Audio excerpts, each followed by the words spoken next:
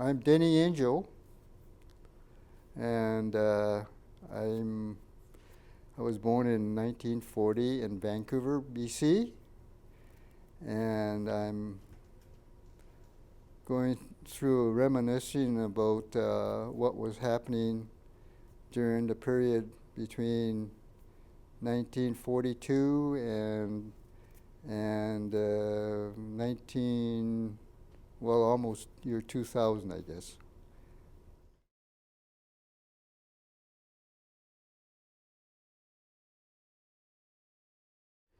Yes. Anyways, my parents were quite early pioneers of Canada.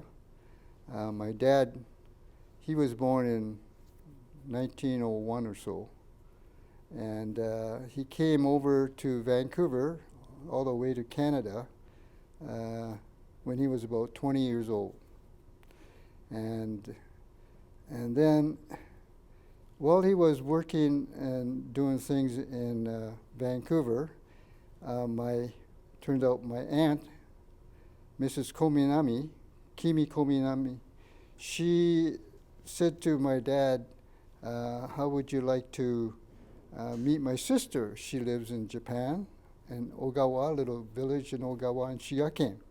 And of course, Dad being lonely out in a foreign country, he said, oh, yes, I'm very interested. And she became my mother. And I have a picture here where they were married in 1927. Here it is, picture.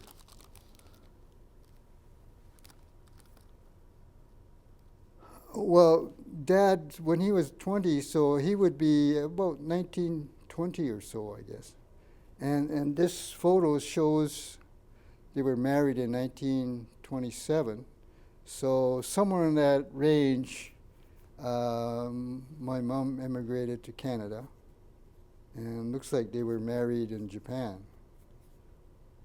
But I met Mrs. Kimi Kominami, my aunt, turned out to be my aunt, who introduced Mom and Dad. And and when I got to the age where I was traveling around the world a bit, I went to Japan and I met Mrs. Kominami and her family. Very interesting. Well, you know, what came about after the marriage and whatnot,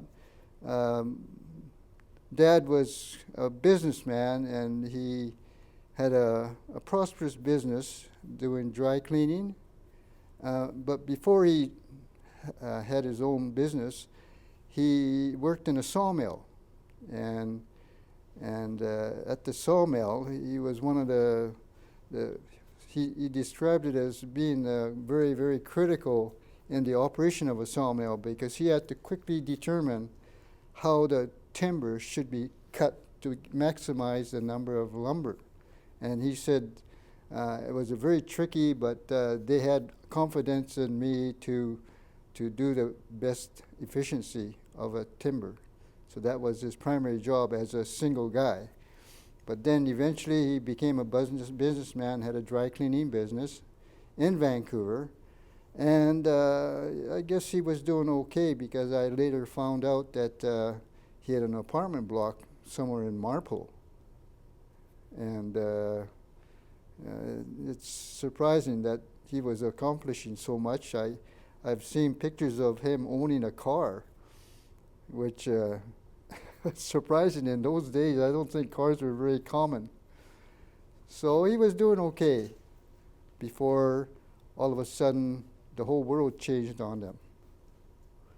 Well, just going a little bit previous to before we were dislocated from Vancouver, Mom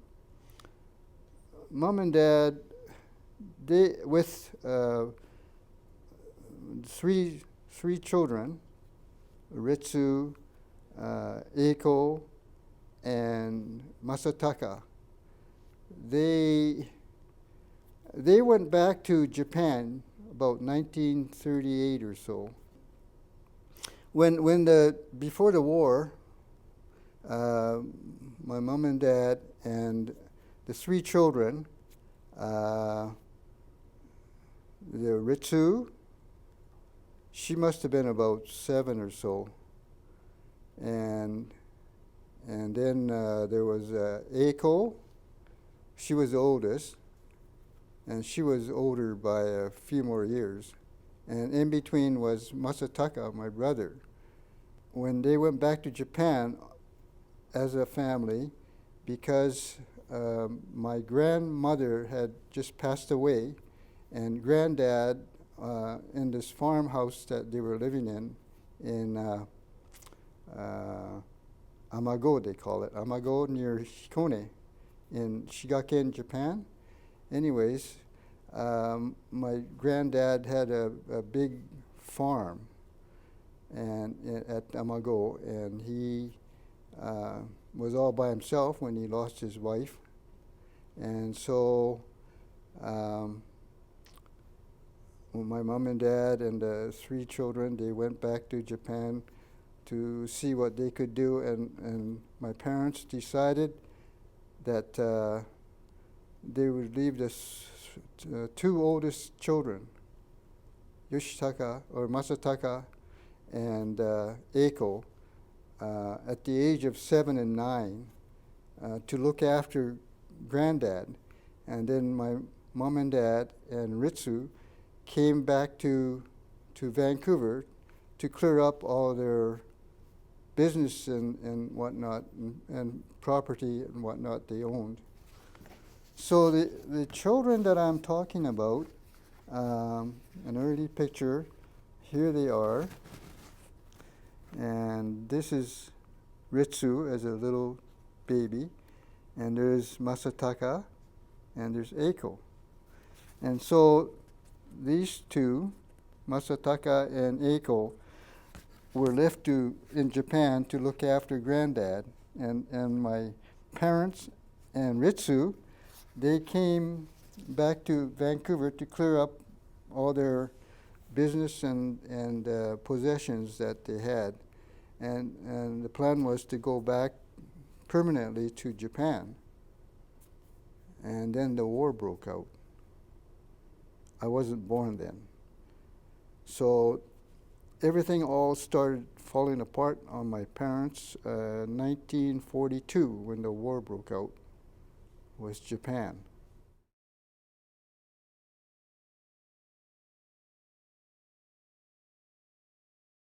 This is where I would like to talk about myself, because we were told to relocate apparently, and told to go 100 miles inland from the coast, Pacific coast here. Yeah, they ended up going to Squamish on the, I think it was the Lady Cynthia steamship, to Squamish, and then from there was the PGE train system that went, and their destination at that time was to go to Bridge River, because they heard that there had been a BC Electric power generation project that was going on over there, and they had completed it, and all the workers were leaving their residence that was built, the housing that were built for them, and so they ended up at the train stop named Shalath, which is just beside Bridge River. And here the project, the power project, was that they had built this pipe system and penstock through the mountain, Mission Mountain, to the other side of Mission Mountain, to a place they call Carpenter Lake. It was a man-made lake, and the penstock generating the hydroelectric generator was located at the bottom of Mission Mountain, and emptied out to Seton Lake. Anyways, when we ended up in Bridge River, there was no place for us to stay. The housing was, people had got, Japanese people that went there, they had gotten houses, but by the time we got there, there wasn't a house ready for us.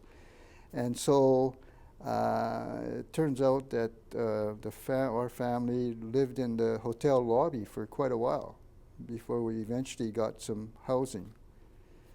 And there's, they did very well there, but somehow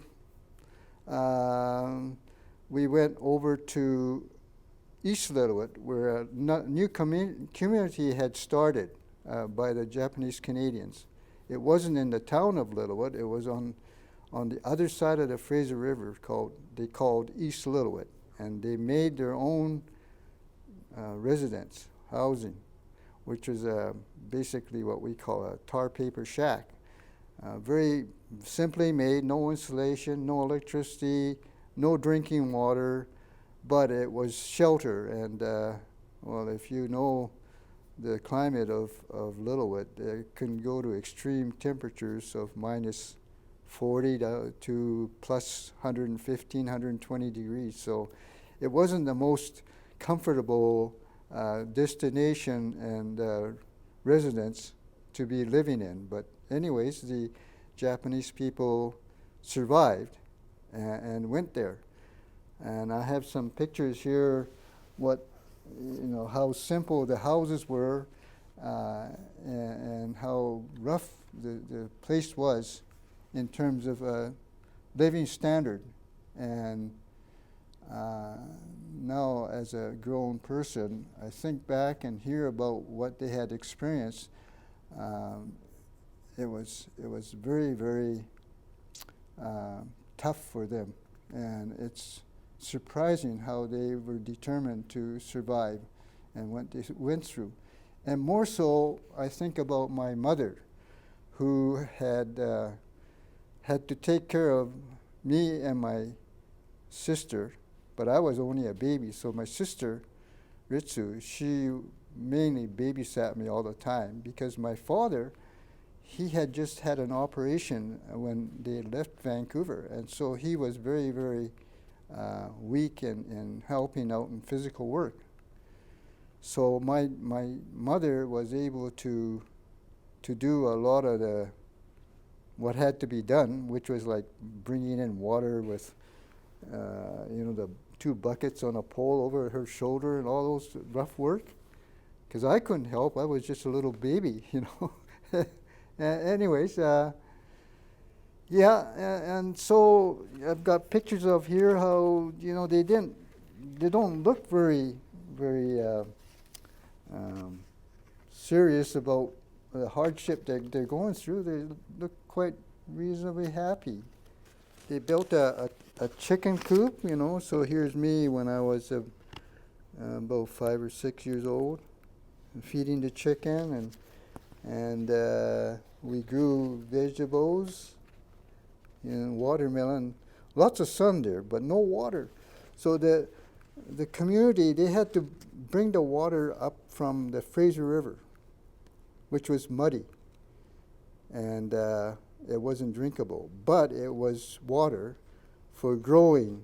And so they had decided, the Japanese people there, they had decided that their money that they had to show the government.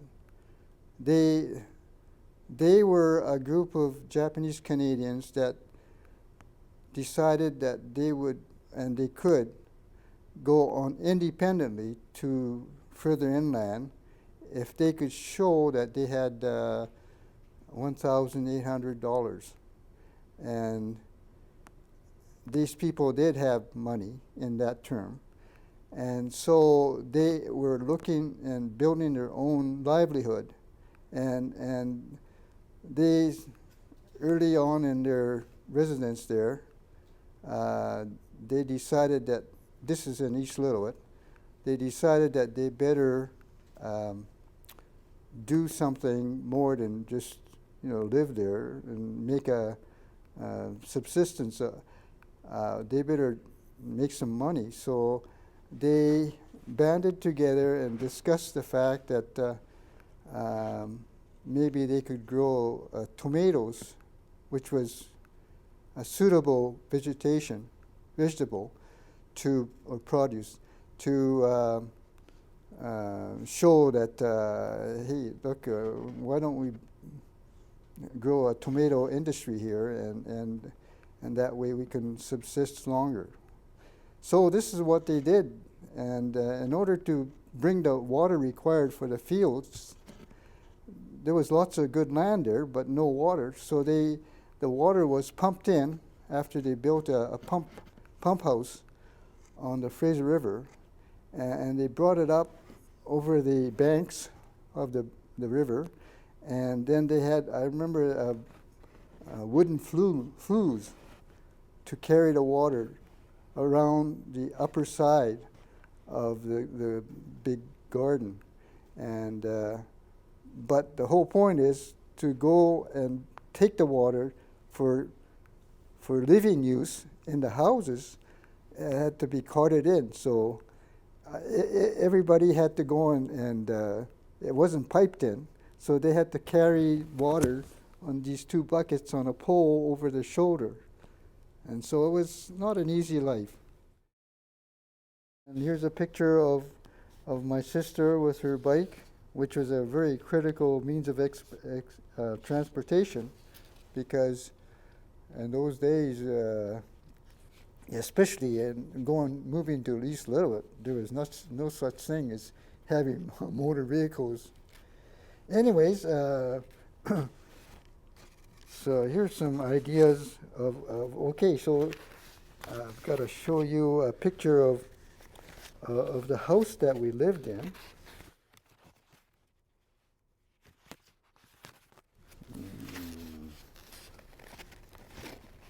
Here's some idea of what the community looked like. There's a sort of a highway in front there, and the houses along the side there.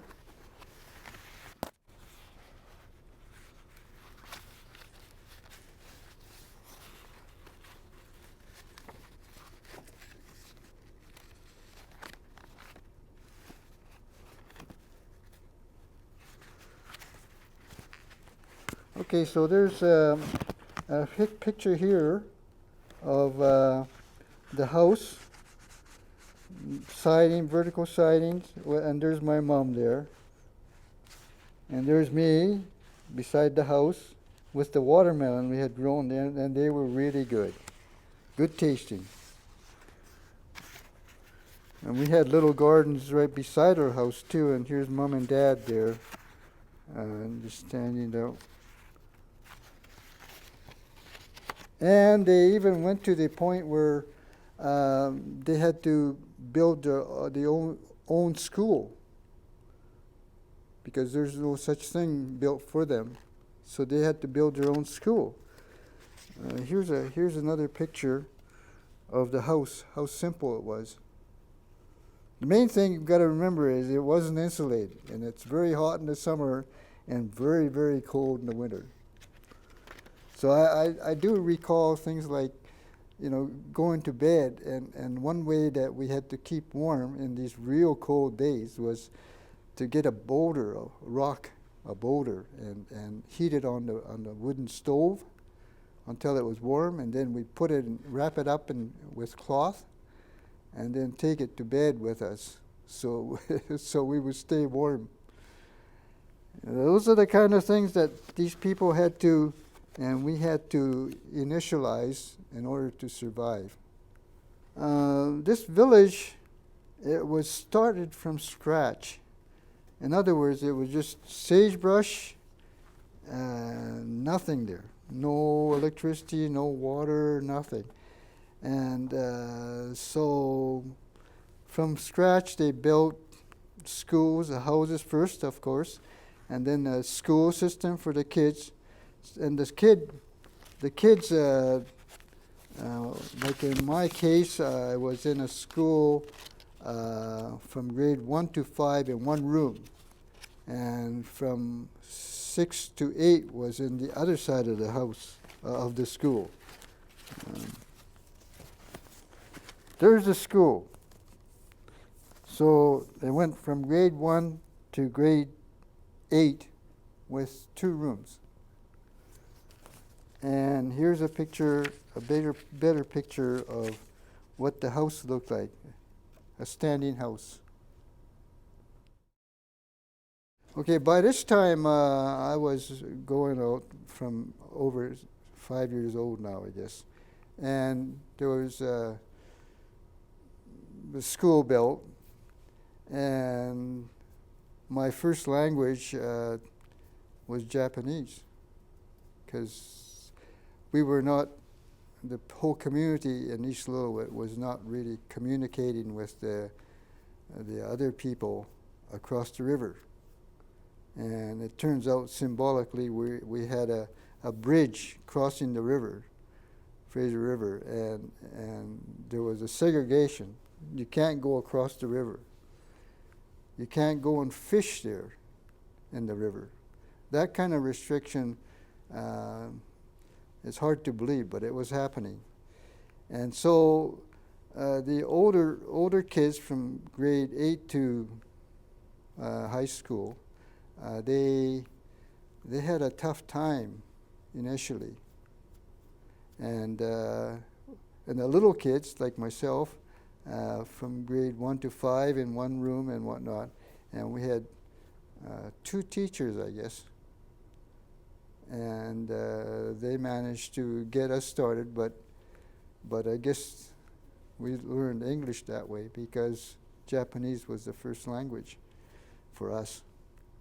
Eventually, there was a breakthrough in associating with the people in the town of Lillooet. And this way, the schooling and all those things for the older kids started happening. So they started attending and having, well, it was mainly the ice was broken with the start of challenging, well, that's the wrong term. How about playing competitive baseball? And kika-nisei from the well-renowned baseball team called Asahi, he was one of the instigators to say, look, if we can go and associate with the people in Lillooet by having a baseball game, then the ice will be warm, the warmth will start, and it happened. And then eventually the kids started going to the high schools and the older kids' school system in Lillooet, the town of Lillooet.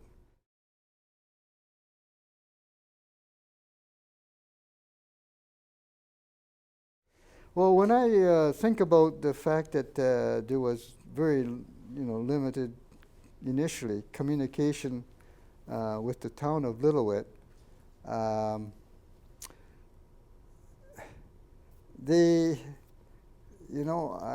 still recall the fact that we were eating a lot of the Japanese kind of food, and I'm wondering, how this was all happening, because we had rice and tofu. There was actually a tofu maker in the village. That was their business back in Vancouver. So now, that's made from soybeans. So somehow those kind of things were coming into the town. And I remember initially, it wasn't the town that I mentioned, it was Lillooet, but initially it was coming, all that produce and groceries were coming from the town of Lytton, which is on the other direction on the highway. Anyways, I do recall a few things that was happening, like, the grocery owner delivering to East Lillooet would show my mom this package. It turned out to be cheese, a great big block of cheese, and my mom said, what's that? And he said, that's cheese, and she looked at it. And as a little kid, I couldn't believe what was happening. It was moldy. And my mom said, that's kabitaru, which means it's moldy, And he says, no, it's quite all right. And he actually ate it. I still remember that.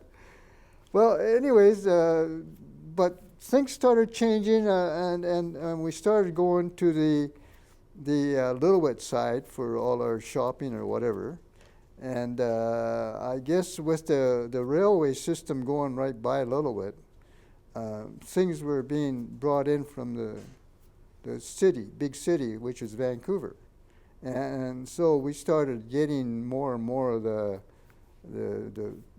kind of food that we were more used to, the Japanese type food, you know, well, I mentioned tofu and rice, but rice, you know, it started coming in to a point where, and then there seemed to be no shortage of getting some of those Japanese food eventually, because some of the best memories I have were the shogatsu, it's New Year's feast time.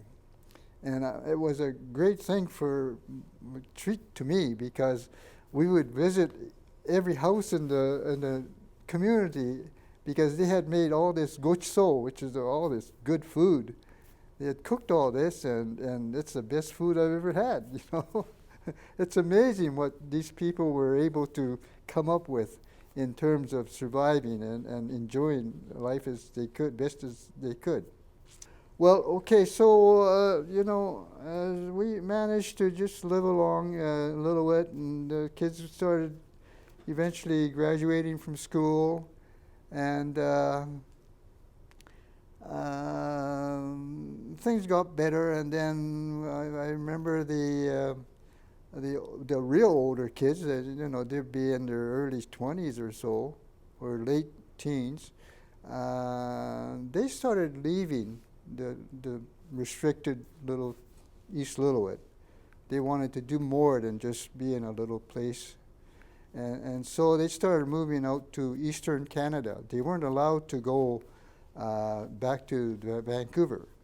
And the only other people that were allowed to come to the coast were people that the government had said, you know, if you wanna escape onto the West Coast, you can go and take a boat. We'll give you a passage and ship you out to Japan, which was not a very good situation, because Japan had just lost the war and there was absolutely nothing going on in Japan, and people were starving.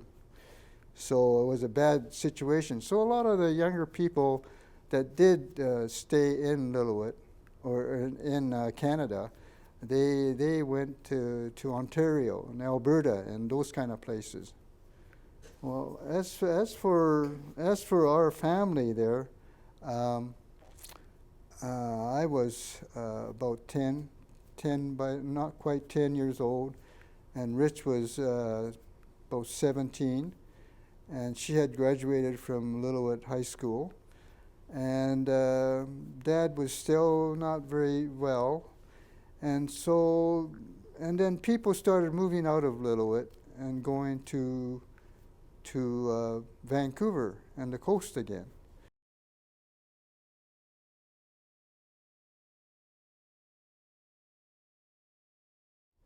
So my mom and Dad, they decided we'll go back to Vancouver and see if we can make a go of it. And I remember ending up in Vancouver and staying at a Roosevelt Hotel on Hastings. It's still there, not a very good hotel, but and then I ended up in Strathcona School as an elementary student. And this was quite a revelation for me, because I was not used to speaking English. And I found the city kids were not what I was used to in the easygoing life in Lillooet, East Lillooet. And so, anyways, I was actually not very happy attending Strathcona School, and Mom and Dad, they decided that they would, Mom would at least start a business to have some kind of a family income in West Vancouver. and we ended up living in West Vancouver. And before then, we had Mom and I remember going on streetcars and whatever we could find, looking all over the lower mainland to see where would be a suitable place for her to start a business. And eventually she opened a dressmaking shop in what we call Dunderry, West Vancouver today. And I went to a school, Pauline Johnson, and fortunately for me, the kids were a lot more, to me, more my type of friends type of thing. So that's where I ended up growing up and graduating in all the school system. And in the meantime, there was a group of Japanese people living further west in West Vancouver at the Great Northern Cannery. And they had a lot of Japanese people living there. So I used to be friendly with some of the kids over there, and I got to know the Japanese outside of the Japanese people that I knew in the town of East Lillooet. And that was the way I grew up. Yeah, surprisingly, the kids learning English, and I guess they found English quite tough, because we weren't used to English. We were speaking Japanese all the time. So even though we went to Japanese school or English school, the parents decided that they should keep up their Japanese too. So there was a few Japanese schools started up in Vancouver again, and it was the kids living in the town of Lillooet, or not Lillooet, Vancouver. They were coming to after the regular English school. They would come in to the Vancouver Japanese school 3 times a week. In my case, living in West Vancouver, it was a little bit far. So in the earlier days, I got a little bit of Japanese by coming all the way from West Vancouver to Vancouver on Saturday mornings. That's my early Japanese idea. And it's interesting because it's not just the language, it's the way the Japanese people's language and the way they think is different from the way the English people, the way they say. Like I remember getting in trouble quite often because when I was asked the question, like, Denny, you shouldn't be doing that, should you? And I would say yes, because the Japanese people say yes because they agree with that. But in English, you say no. It's completely opposite. Anyways, that's the kind of things that I noticed, and I survived, and it's good to remember. Yep.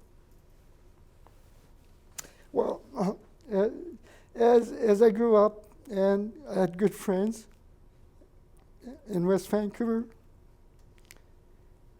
and eventually I graduated, and I sort of followed the kids and went to UBC, university.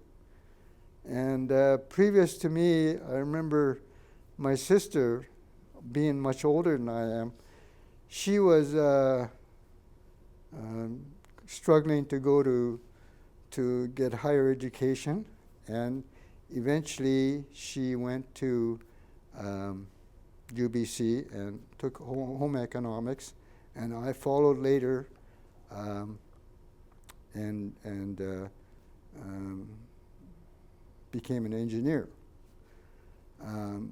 But I'd like to go back to my mom and dad, because we survived that far because they were able to make a living in the city. And Mom started her dressmaking shop in West Vancouver. And then my dad eventually started getting stronger and stronger. Initially, he couldn't even go upstairs. But he decided that he could do the dry cleaning business again. So he started up the dry cleaning business. And Mom was more the alteration. And although she could do dressmaking and tailoring, she was a good tailor seamstress. Anyways, we survived, and the kids, myself and Ritz, we managed to go to university and graduate. And so she became a teacher, and I became an engineer. And during my process, I became more tolerant of what had happened in the previous years, and to the point where I said, to my dad that I'd like to join the military. And so I went to the university squadron, joined the squadron, and eventually got commissioned as a pilot. Not a flying pilot, but more in the electronic field, technical field. And that's the way we survived, and gradually got good jobs, and Mom and Dad kept their business going quite prosperously. And today we look back and say, gee, we're lucky we stayed in Canada, because things have become much more tolerant and prosperous and higher standard of living than what would have been if we had gone back to Japan.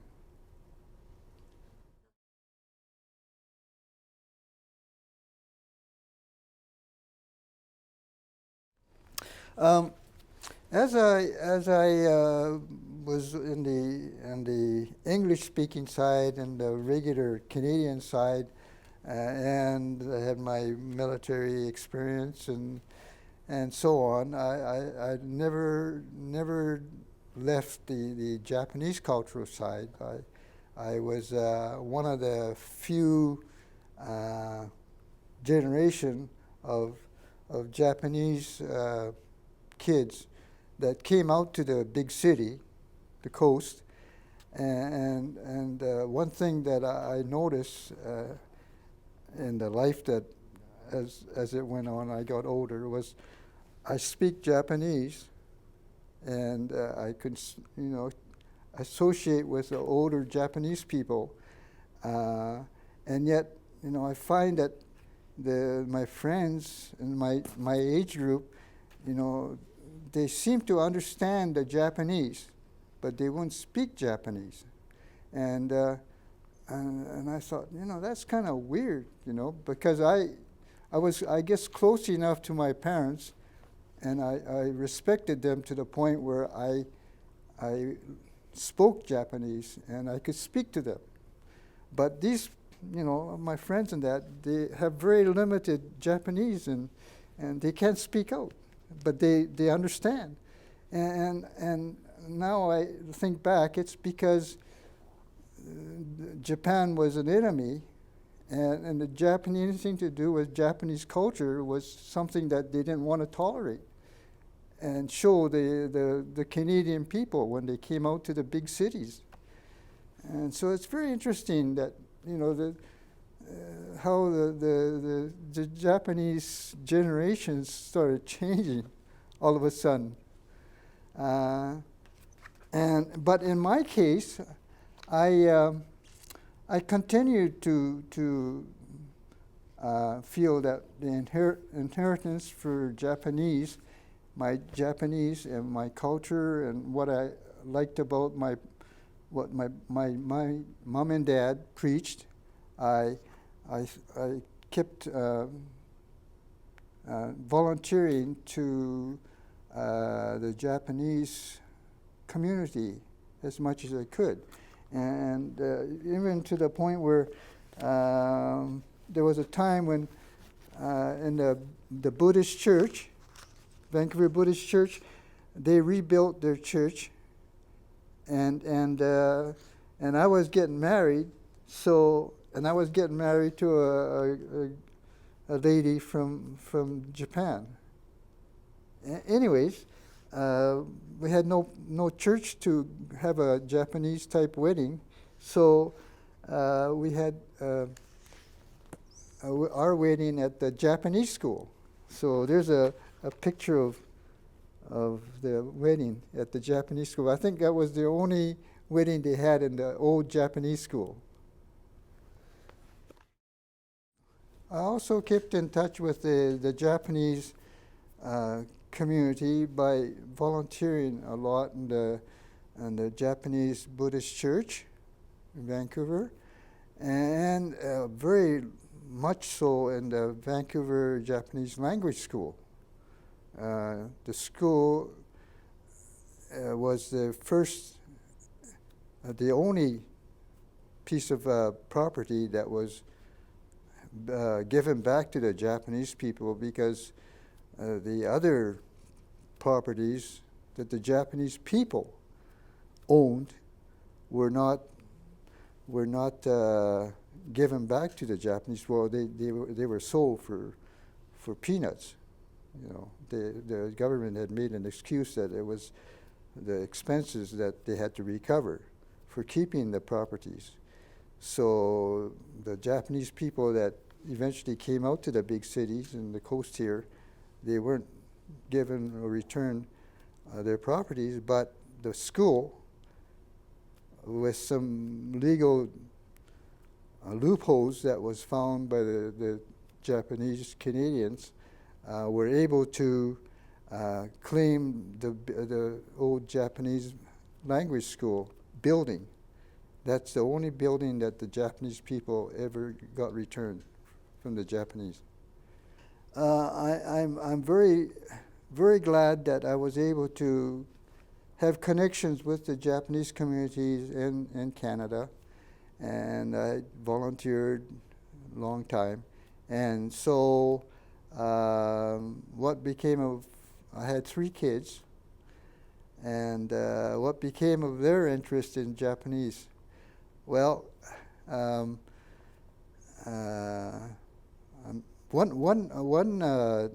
my oldest son, Daniel, he went on a 1-year exchange with a Japanese student from Fukuoka, and he became quite fluent in Japanese, and he actually lived and dormed with a Japanese student in Japan.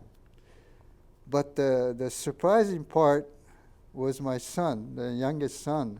He eventually, going through the Japanese or the university and education system here in Canada and in the States, he decided that he'd work in Tokyo, Japan. And the kind of job he has now today, he's 38 now, the kind of job he has today, he has to have a level of Japanese and understanding of their thinking more so than the average Japanese, because of the type of work he has now. And so there's a complete change that has happened in terms of here's me sort of losing my Japanese culture, and at the same time I've got a new generation working in Japan and making good money. Well, when I was initially working as an engineer working, I wasn't continuing on with the Japanese school in terms of what it should have been, I guess. But anyways, there was a time when all of a sudden I was called up and said, we need some help over in the Japanese school because they were having some problems financially. And the directors had all given up on how to survive. So anyways, I was one of 5 of us that were given our time, and we took a lot of time because actually the school was bankrupt. And anyways, I put a lot of time in, become Mr. Handyman as well as the director, and well, we pulled through, and eventually we get people like Lori Saimoto and Debbie Saimoto, brought in their expertise in business, and we have prospered to the point where today the school is considered a federal Canadian heritage site, and that's quite an honor.